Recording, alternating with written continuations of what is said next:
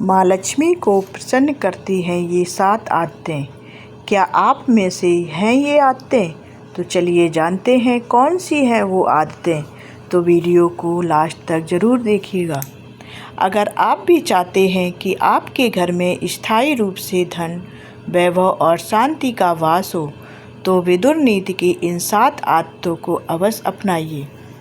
क्या आपने कभी सोचा है कि कुछ घरों में धन की बरकत हमेशा बनी रहती है, जबकि कुछ घरों में पैसे आते ही तुरंत खर्च हो जाते हैं?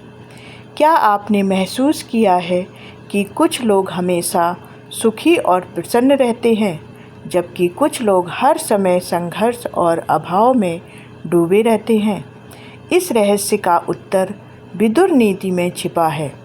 विदुर जी जो महाभारत के महान ज्ञानी और सत्यनिष्ठ व्यक्तित्व वाले थे, उन्होंने हमें जीवन के ऐसे 7 गुण बताए हैं जिनसे माँ लक्ष्मी जी का स्थायी रूप से प्रसन्न होती हैं।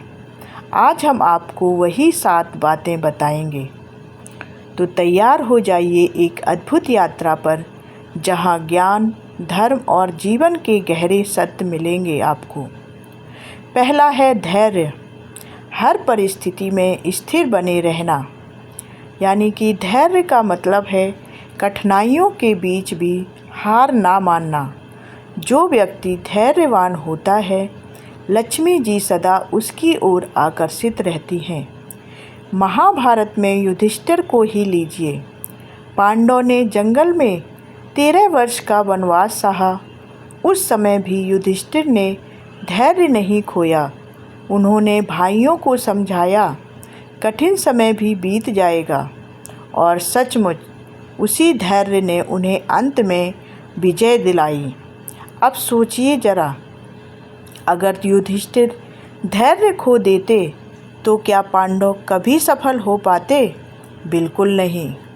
जैसे किसान बीज बोता है और इंतज़ार करता है, अगर वह जल्दबाजी करे और खेत खोद कर देखे कि अंकुर निकला या नहीं, तो फसल कभी आएगी नहीं। धैर्य ही सफलता की कुंजी है, और धैर्यवान व्यक्ति पर लक्ष्मी स्थायी रूप से निवास करती हैं। नंबर 2 है मनोग्रह। मन को नियंत्रित करना।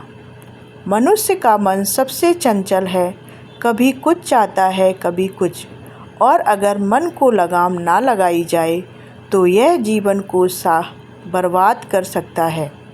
रामायण में सीता हरण की घटना याद कीजिए। अगर लक्ष्मण जी ने अपने मन को नियंत्रित ना किया होता और क्रोध में रावण को मार दिया होता, तो युद्ध का पूरा स्वरूप बदल जाता। मन पर नियंत्रण ने ही उन्हें धर्म पर टिके रहने दिया। एक व्यापारी था, उसे सोने के सिक्के चाहिए थे। उसका मन बार बार कहता, चोरी कर लो, लेकिन उसने मन को समझाया कि नहीं, मेहनत से ही धन मिलेगा। धीरे धीरे उसकी ईमानदारी ने उसे इतना धनी बना दिया कि उसका नाम पीढ़ियों तक लिया गया।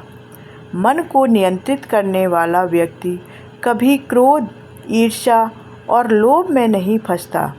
ऐसे व्यक्ति के घर में माँ लक्ष्मी जी सदा ही प्रसन्न रहती हैं, और उनके घर हमेशा माँ लक्ष्मी जी विराजमान रहती हैं। नंबर 3 इंद्रिय संयम, यानी कि इंद्रियों पर काबू।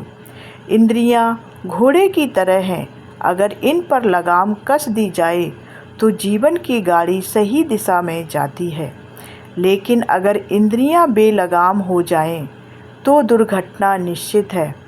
महाभारत में दुर्योधन इसका बड़ा उदाहरण है। उसने अपनी आँखों और मन को संयत नहीं किया। द्रौपदी को अपमानित करने की उसकी इच्छा ही उसके पतन का कारण बनी। वहीं भीष्म पितामह ने आजीवन ब्रह्मचर्य का व्रत लिया। उन्होंने अपनी इंद्रियों पर पूरा नियंत्रण रखा। यही कारण था कि वे समाज में आदरणीय और शक्तिशाली बने रहे। अगला कि भोजन में संयम रखने वाला व्यक्ति बीमारियों से दूर रहता है। आँख और कान को गलत चीज़ों से बचाने वाला व्यक्ति मानसिक शांति पाता है। अत्यधिक भोग विलास लक्ष्मी जी को दूर कर देता है। संयमित जीवन जीने वाला व्यक्ति स्थायी समृद्धि का अधिकारी बनता है। अगला है पवित्रता। पवित्रता दो प्रकार की होती है, शरीर और घर की स्वच्छता, दूसरा मन और विचारों की शुद्धता। महाभारत में विदुर जी स्वयं इसका उदाहरण थे।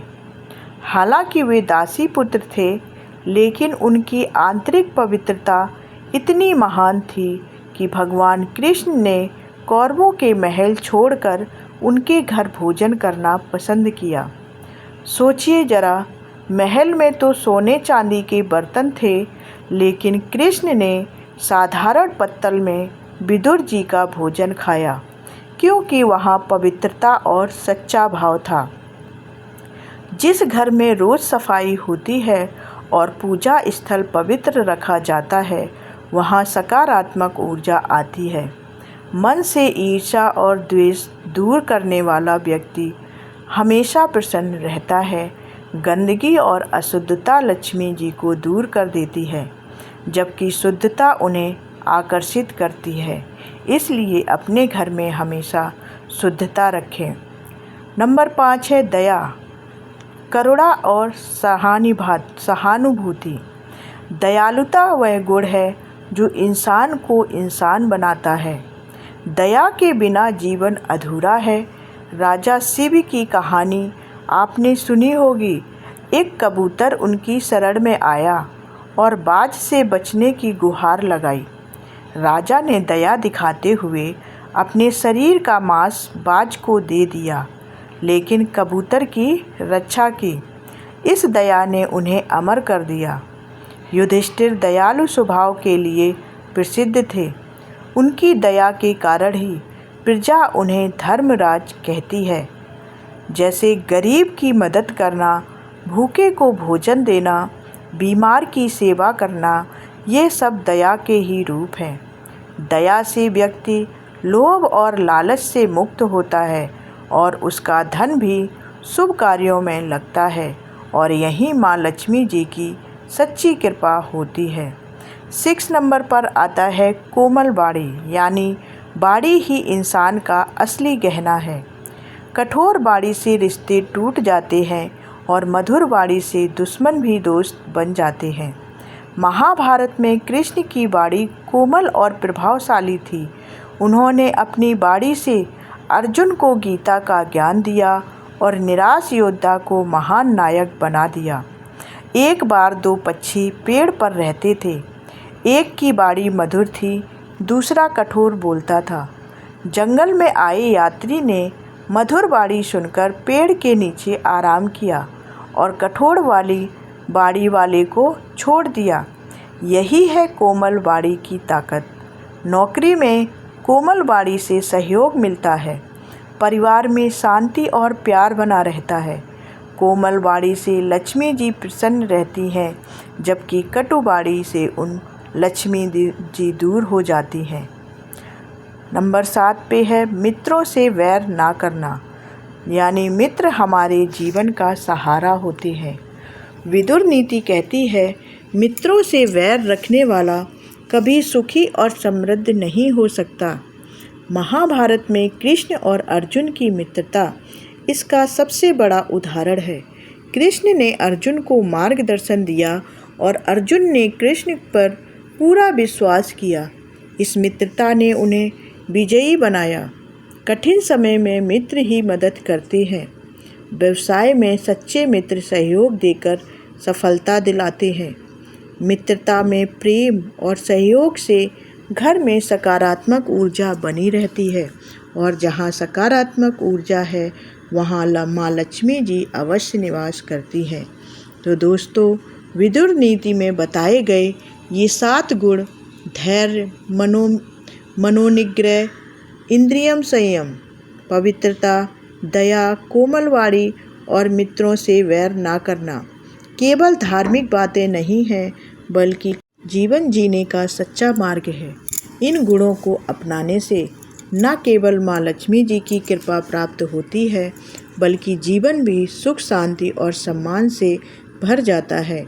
याद रखिए, धन केवल वहीं टिकता है जहाँ सदाचार और सकारात्मकता होती है। लक्ष्मी जी वहाँ निवास करती हैं जहाँ चरित्र की रोशनी और मानवता का दीपक जलता है। अगर आपको यह ज्ञानवर्धक यात्रा अच्छी लगी हो तो इसे अपने जीवन में अवश्य अपनाइए। माँ लक्ष्मी जी आप सभी पर अपनी असीम कृपा बरसाएंगी।